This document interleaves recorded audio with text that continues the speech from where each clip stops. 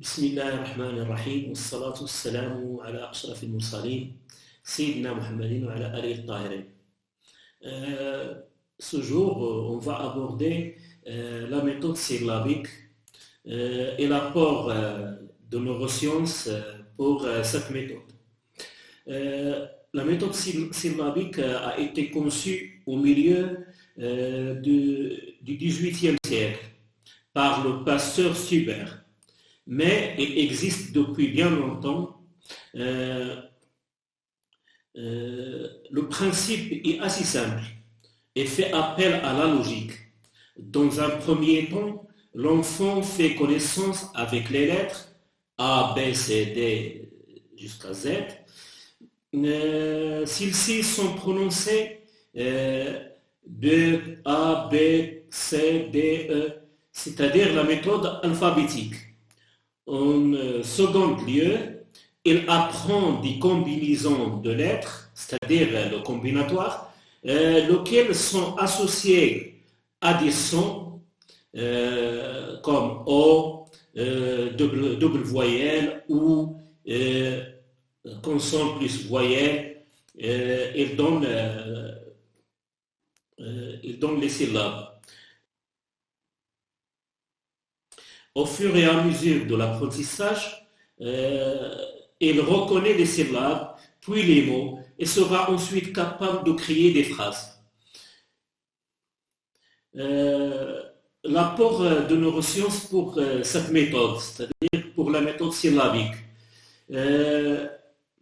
On connaît, selon les expériences des neurologues, comme Stanislas Dehaene, dans le laboratoire Scalé au sud de Paris, ils ont identifié l'architecture cérébrale de la lecture.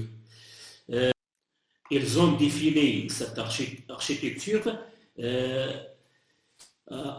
par plusieurs régions, dans l'hémisphère droit et dans l'hémisphère gauche du cerveau. Ils ont dit qu'apprendre à lire consiste à accéder par la vision aux aires du langage parlé. On trouve la région impliquée dans le traitement du langage parlé dans l'hémisphère gauche.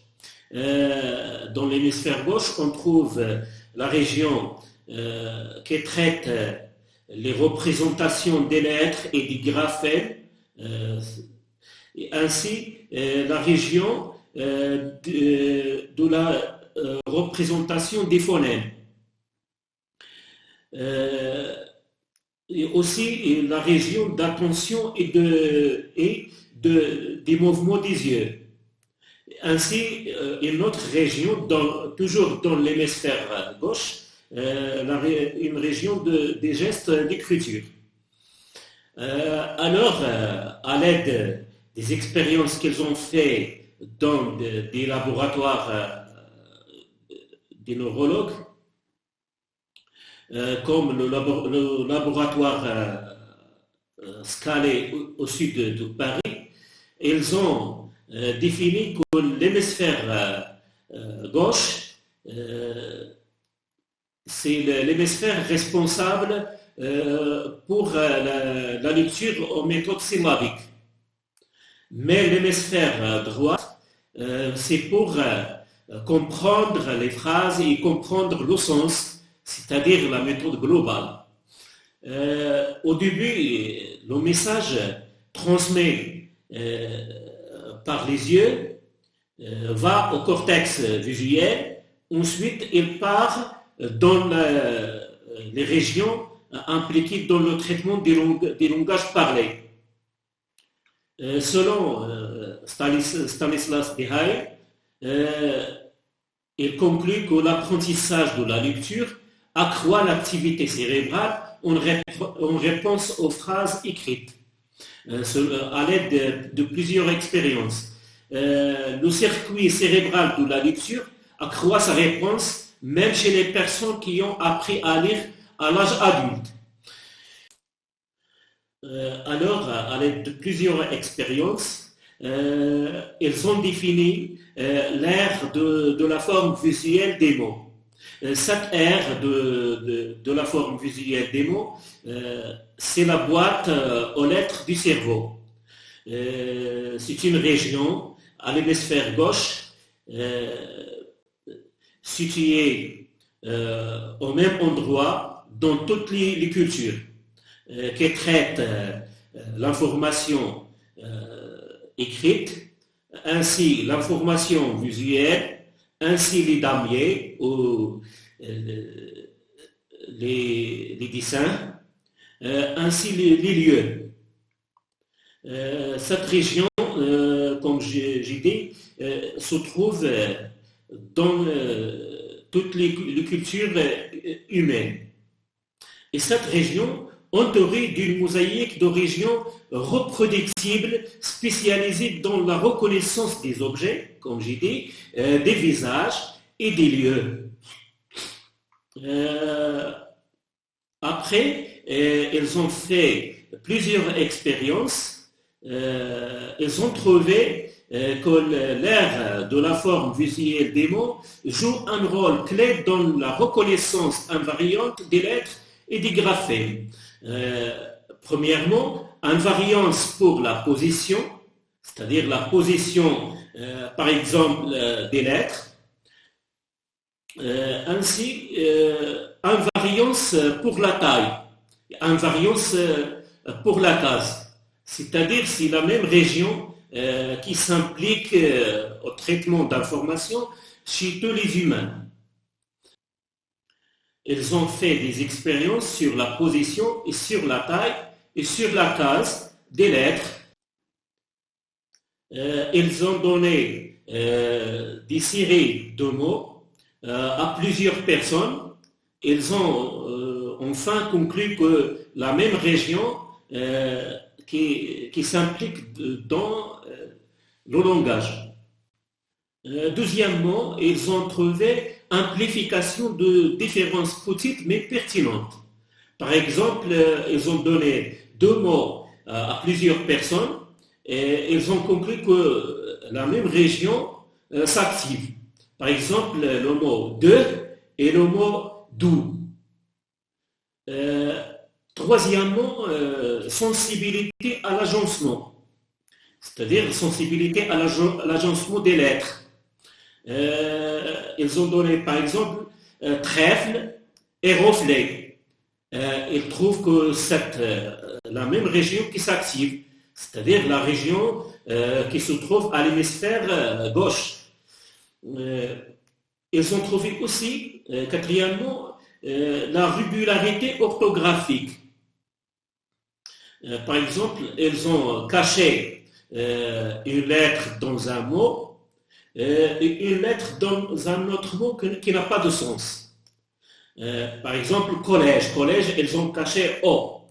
Ils trouvent, par exemple, que la même région qui s'active. Et ce n'est pas l'hémisphère droite. Stanislas Dehaene, autre neurologue, ils ont fait d'autres expériences sur les enfants. Ils ont trouvé que la même région, c'est-à-dire R de la forme visuelle des mots,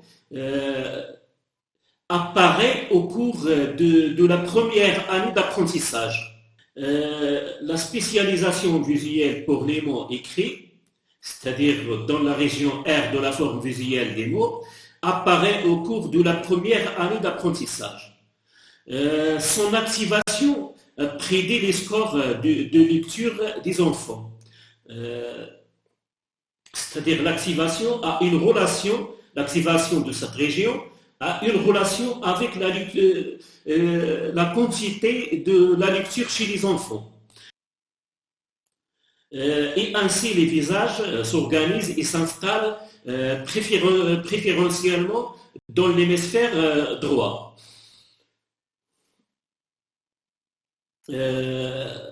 Au début, les images elles sont traitées par l'hémisphère gauche, mais dès que les enfants apprennent à lire, les images s'organisent à l'hémisphère droit, parce que l'image donne le sens.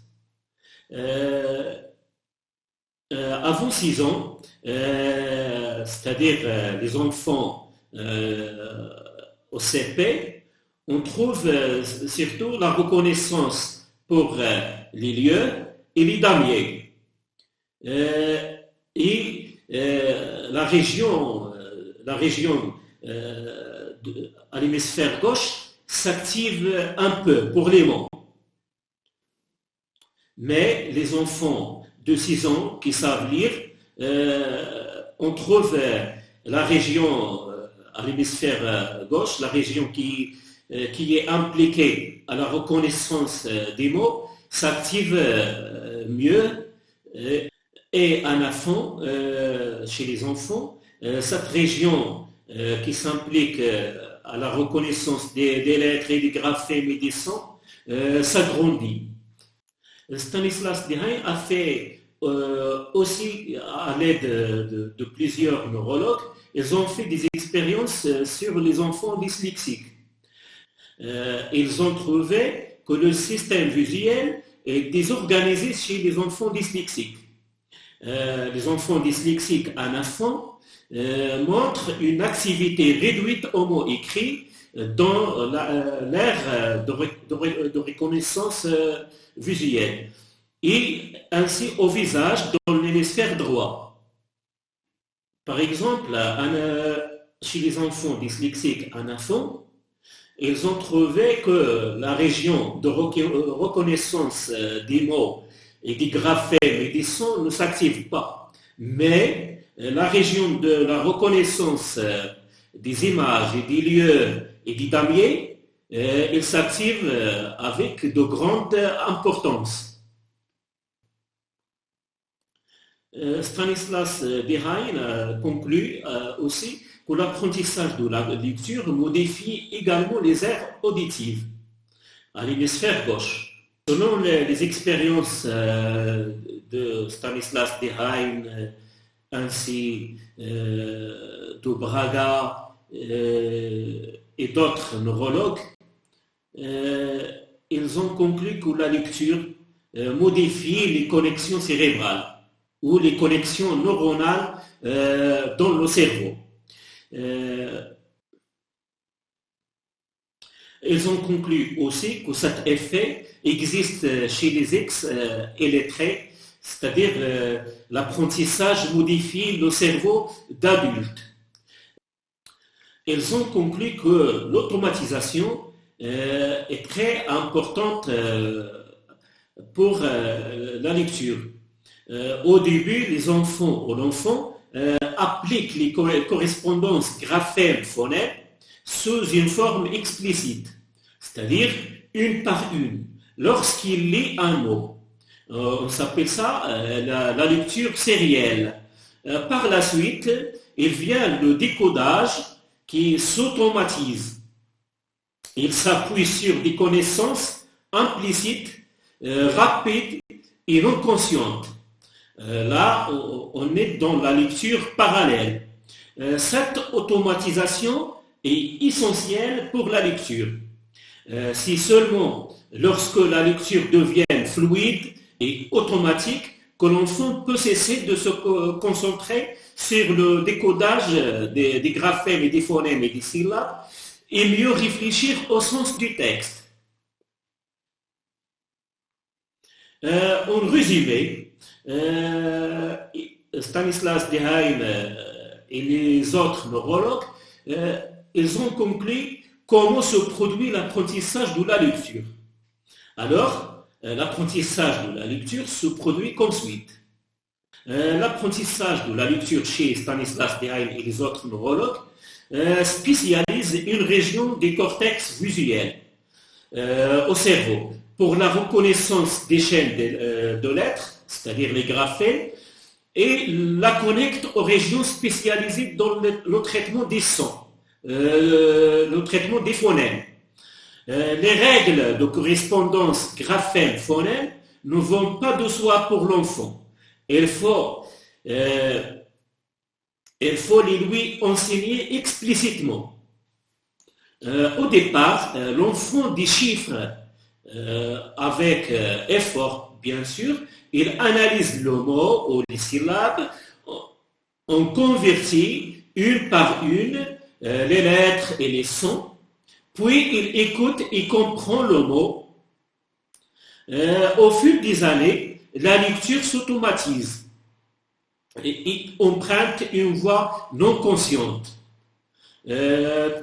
Toutes les lettres sont reconnues simultanément, ce qui permet d'accéder rapidement au sens. Alors, l'enseignant doit se focaliser sur la voix entre graphème, phonème, sens.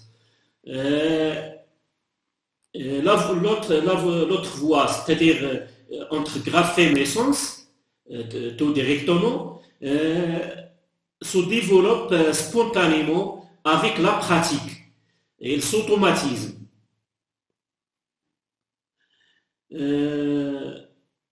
Trois variables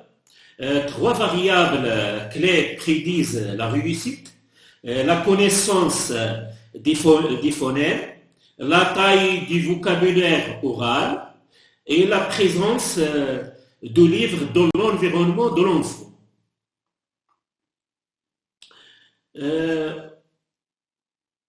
Conclusion pour les grands principes de l'enseignement de la lecture. Sur la base des neurosciences cognitives de la lecture et des règles qui gouvernent l'apprentissage, Stanislas Dehaene et les autres neurologues, ils ont essayé de dégager 7 grands principes pédagogiques pour l'apprentissage de la lecture. Premièrement, enseignement explicite du code alphabétique, c'est-à-dire graphème, ensuite vient phonème, ensuite vient le sens. Deuxièmement, progression rationnelle. Troisièmement, apprentissage actif associant lecture-écriture. Quatrièmement, transfert de l'explicite vers l'implicite. Cinquièmement, choix rationnel des exemples et des exercices. Sixièmement, engagement actif, ainsi l'attention et le plaisir de lire.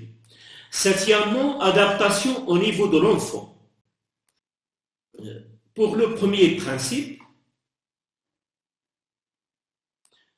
l'enseignement explicite du code alphabétique, c'est-à-dire la correspondance graphème-phonème. Il existe même des phonèmes ne va pas de soi pour l'enfant. Ainsi, avec des combinatoires des lettres ou des graphèmes, c'est-à-dire consonne plus voyelle, consonne plus voyelle plus consonne, consonne plus de voyelles. Ensuite, la mobilité des lettres ou des graphèmes. Lettres avec des lettres aimantées ou découpées. Pour faire la mobilité des lettres. Ainsi, la correspondance spatio-temporelle. On lit de gauche à droite et vice-versa. Discrimination en miroir. Très importante. C'est-à-dire pour briser la symétrie entre B et D, entre P et Quilon. Deuxièmement, l'apprentissage actif associant lecture et écriture. Notre cerveau comprend 2 circuits de lecture, bien distincts pour la reconnaissance. La reconnaissance de la forme des lettres et leur combinaison et la reconnaissance des gestes de l'écriture, ce qui facilite particulièrement la lecture de l'écriture manuscrite. Apprendre à écrire facilite la lecture. La lecture chez l'élève ou l'apprenant s'améliore lorsque ce dernier pratique l'exploration active, c'est-à-dire l'exploration active des lettres par le toucher et par apprendre leur tracé.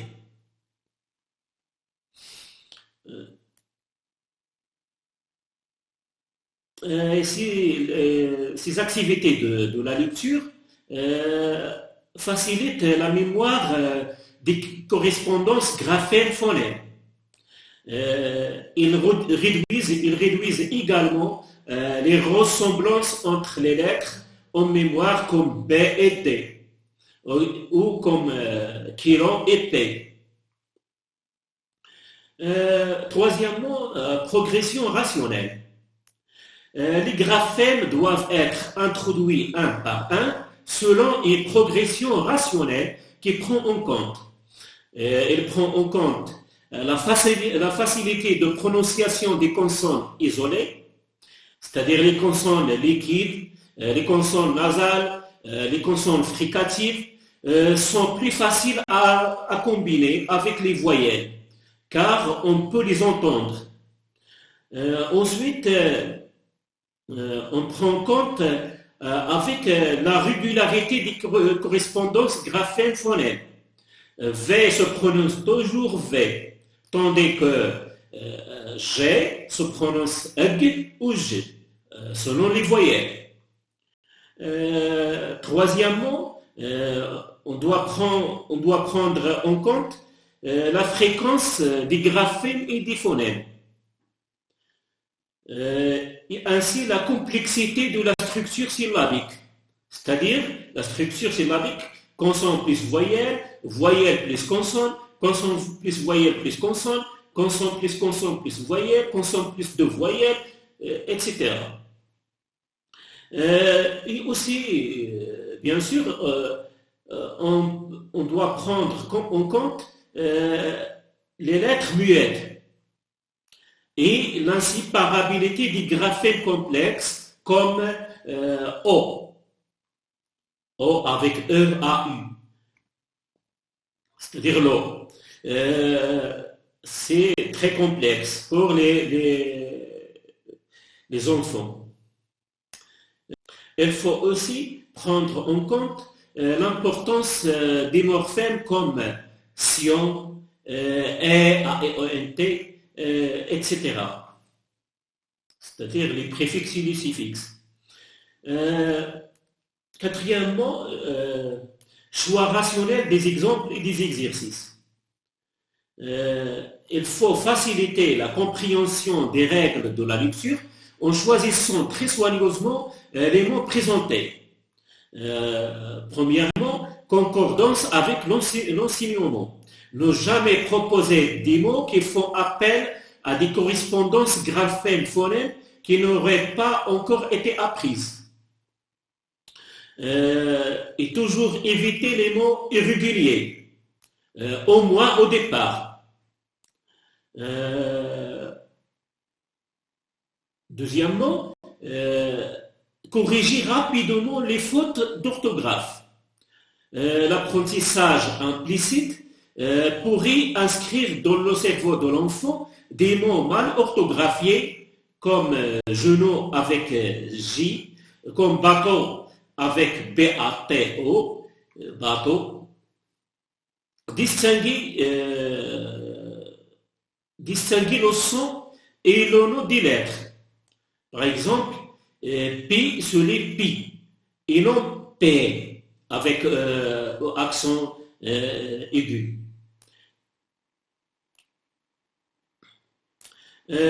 Ensuite, il est de l'importance de varier les exemples et les exercices.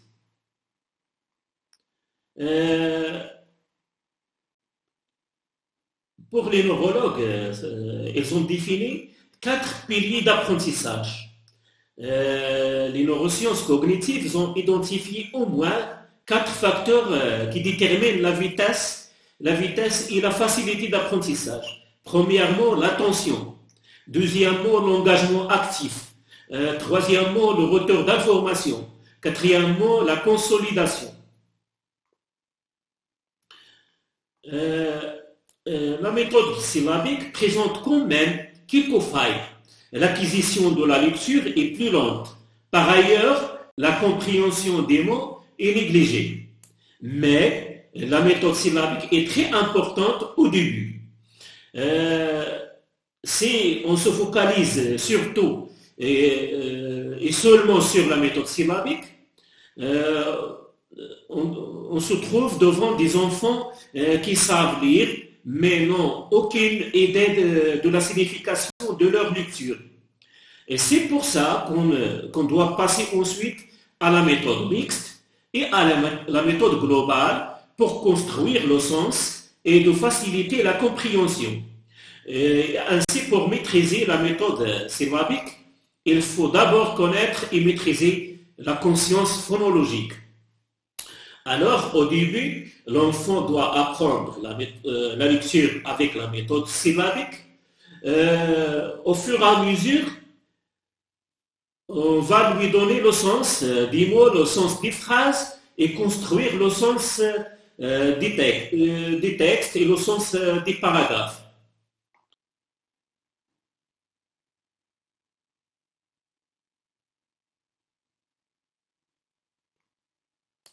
Euh, la conscience phonologique est indispensable pour la méthode syllabique. La conscience phonologique, c'est une habilité importante qui est généralement bien maîtrisée par les lecteurs habiles et qui est lacunaire chez les lecteurs en difficulté.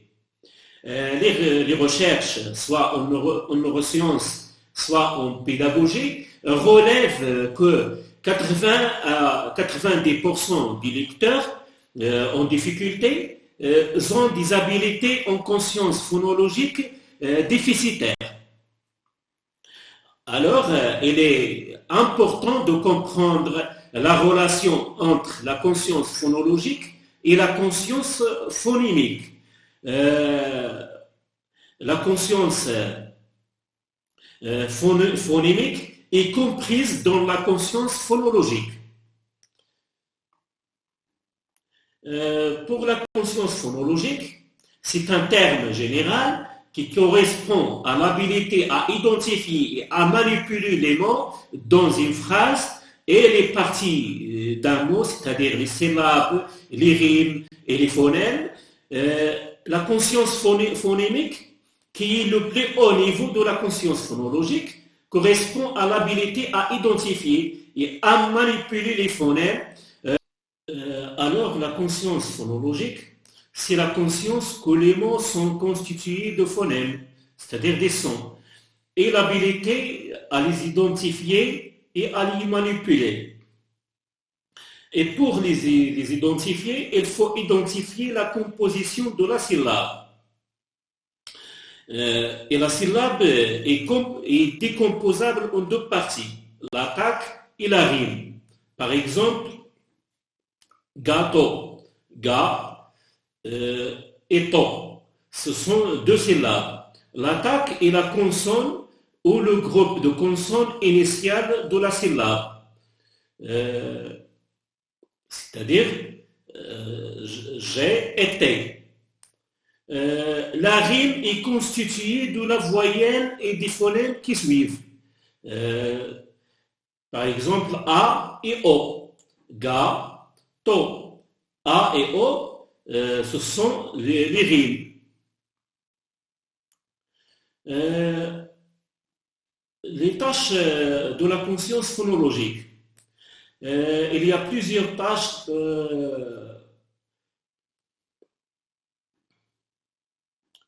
les tâches de la conscience phonologique. On trouve plusieurs tâches de la conscience phonologique. Premièrement, l'isolation. L'isolation est la tâche qui permet à l'enfant ou à l'apprenant de prendre conscience et de reconnaître et d'isoler un mot ou un son ou une rime ou une syllabe dans une phrase ou dans un mot ou dans une syllabe. Deuxièmement, l'identification. L'identification est la tâche qui permet à l'apprenant et à l'apprenante de prendre conscience et de reconnaître et d'identifier une syllabe, une rime ou un son ou un mot dans des phrases ou dans des mots ou dans des syllabes. Troisièmement, la catégorisation. La catégorisation est la tâche qui permet à l'enfant de reconnaître qu'un des mots de l'ensemble est différent des autres, qu'une syllabe de l'ensemble a un son différent des autres. On trouve là des jeux d'assemblage et de différenciation. Par exemple, l'enseignante demande aux apprenants quel mot ne débute pas par le même son que les autres. Elle donne 3 mots: pomme, porte, crayon. Alors l'apprenant doit répondre par crayon.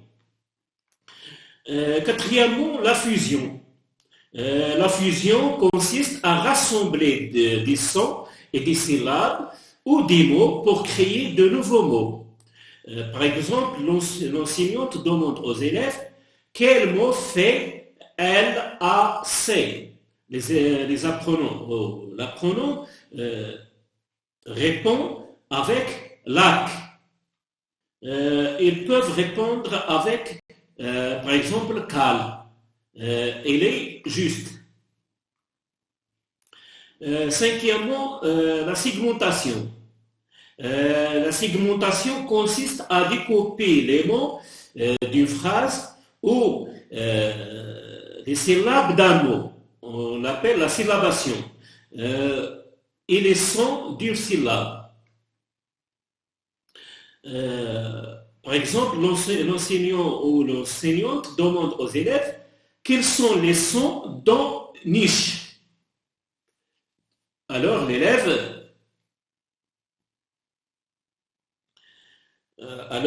dit N-I-H.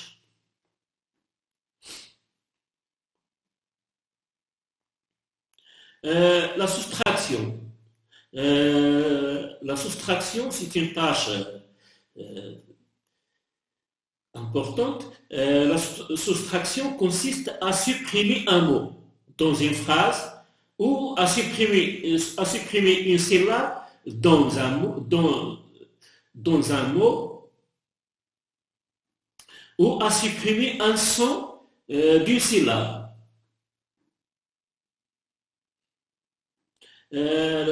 Par exemple, l'enseignante ou l'enseignant demande aux élèves que devient le mot neuf sans le son N. Alors, l'apprenant dit œuf. Septièmement, l'addition. L'addition consiste à former une phrase nouvelle en ajoutant un mot à une phrase existante ou à former un mot nouveau en ajoutant une syllabe à un mot existant. Huitièmement, la substitution ou le remplacement. La substitution consiste à substituer un mot par un autre pour créer une phrase nouvelle ou à substituer une syllabe par une autre pour créer un mot nouveau ou un son par un autre son pour créer une nouvelle syllabe. Comment développer la conscience phonologique? Pour développer la conscience phonologique, on doit proposer des activités sous forme de jeu, c'est-à-dire sous forme ludique.